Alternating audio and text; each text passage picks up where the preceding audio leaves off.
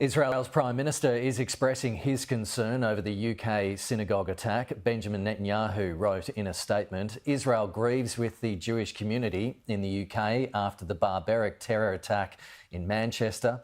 Our hearts are with the families of the murdered, and we pray for the swift recovery of the wounded.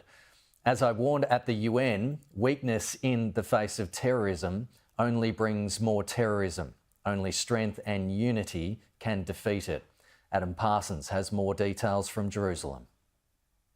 The Foreign Minister of Israel, Gideon Saar, have said the authorities in Britain have failed to take the necessary action to curb this toxic wave of anti-Semitism and have effectively allowed it to persist. But what I want to bring you here is, what I've got here is a copy of a letter I've obtained sent on Monday from the President of Israel, Isaac Herzog, to King Charles III. So sent a few days ago, but within this, what was supposed to be a personal letter, Isaac Herzog warned King Charles of what he considered to be the very, very serious threat across the Commonwealth of anti-Semitism.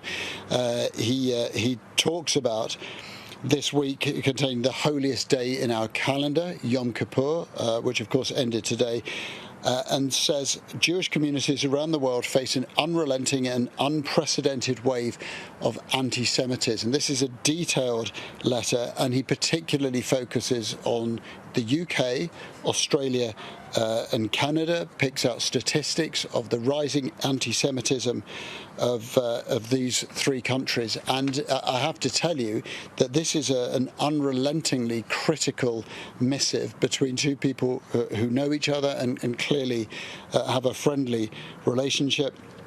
He talks about the United Kingdom having an alarmingly high level of anti-Semitism and says these figures attest to a continuing climate of insecurity that gravely undermines the sense of security and belonging of Jewish communities across the United Kingdom.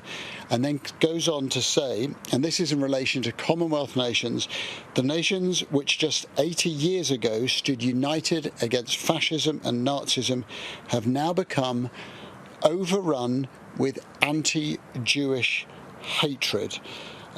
We know all too well that the rise in anti-Semitism correlates directly with events on the ground in the Middle East, yet the free world cannot and must not allow the conflict to become a political tool against the Jewish people. He asks King Charles III to raise what he calls these significant concerns with leaders across the Commonwealth and says that this is a watershed moment in history. So a detailed and highly critical letter from the President of Israel, Isaac Herzog, written on Monday the 29th of September, in the days before this attack.